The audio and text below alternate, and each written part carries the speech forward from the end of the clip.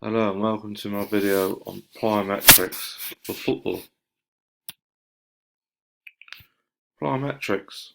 Plyometrics is a training tool which has been defined early on by research as an eccentric contraction followed immediately by an explosive concentric contraction.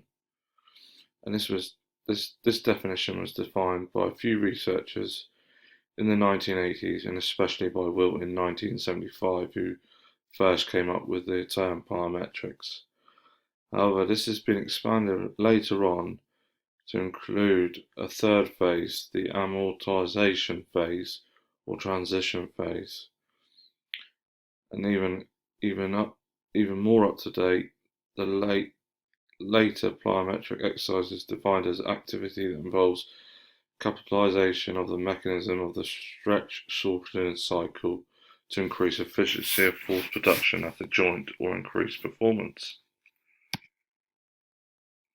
So if we take the stages one by one now, the eccentric phase is the first phase, and it's been had a few names coined after it: deceleration, loading, counter movement, or the cocking phase.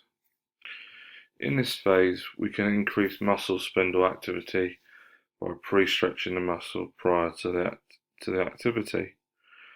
However, with a slow eccentric phase, this prevents the stretch reflex to its optimum.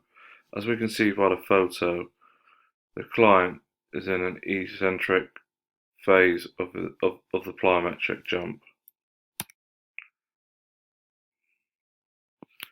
Next is probably the most crucial stage, amortization, otherwise known as coupling or transition.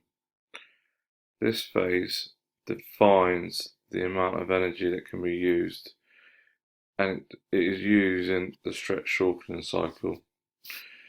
However, there is a combination of either fast or slow depending on the amount of ground force and the time used for this phase.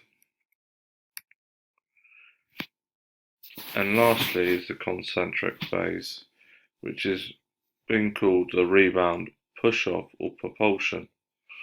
This occurs immediately after amortization and involves shortening of the muscle tendon unit. The phase begins at the start of the upward movement and ends when the toes are no longer in contact with the ground, as we can see from the image on the screen now. Plyometrics training for soccer. This is an important aspect within soccer, as you need to use plyometrics enabling to increase performance with the player, his ability to move, jump, and change direction. The basic movement pattern in football requires rapid force development and high power output, as well as the ability to efficiently utilize the stretch shortening cycle in a ballistic movement. As we can see from the photo, the player is jumping and trying to head the ball, so he has to get off the ground, and so he needs that ability to be able to do that. So if we look at our first exercise in plyometrics, we have the box jump. From two different views, we can see the client getting through the phases and that triple extension through. And we watch it from the anterior view, we can see that the client is shoulder width apart, and we're looking at the knee angle and his finished position, focusing on those knees and using the arms as propulsion upwards. What we can from this view, we can use this exercise in plyometrics for a footballer in his ability to be able to jump for the ball or defend from a free kick, perhaps, where he needs to block in the wall and jump up. progression wise from this exercise, we can then go to the lateral box jump. However, with this patient, we can see from both angles that he's still going through the phases and exploding up.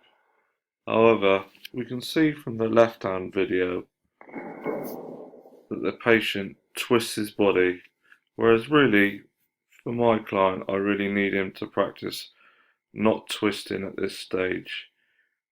And when we use this, we're still looking at the key aspects of the knee landing position and the squat position to finish, absorbing the shock and the force.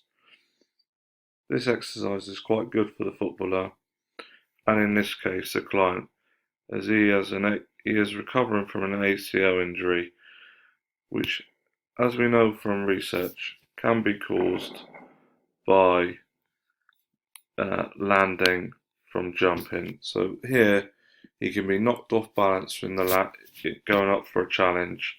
So if we got that ability to be able to control the landing, we're less likely to cause an injury of the ACL.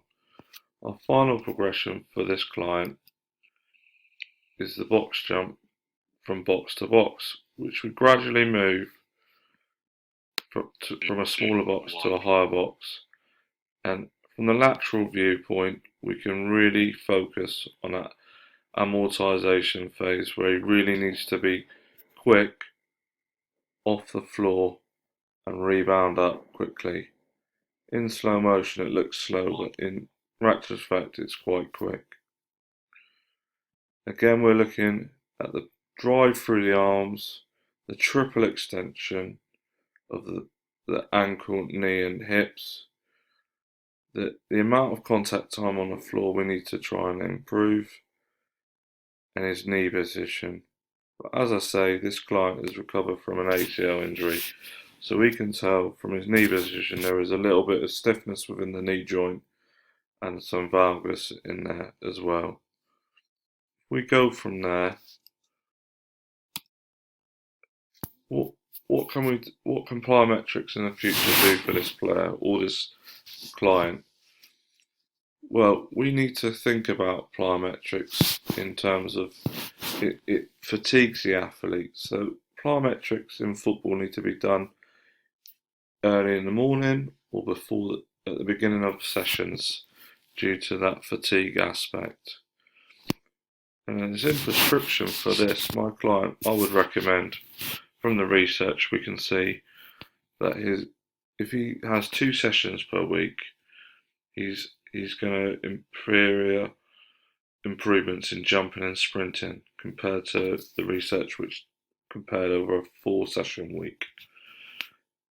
Progressing on from these exercises is the use of unilateral leg work or even increased load through adding weights and various other things. But at this stage, my client, we need to just take it slowly and to be able to use these exercises as sport-specific rehab exercises for my client. However, plyometric training and the research shows enhanced dynamic knee stability, which may be a key component for the client who in the video, as I said before, has recovered from an ACL injury.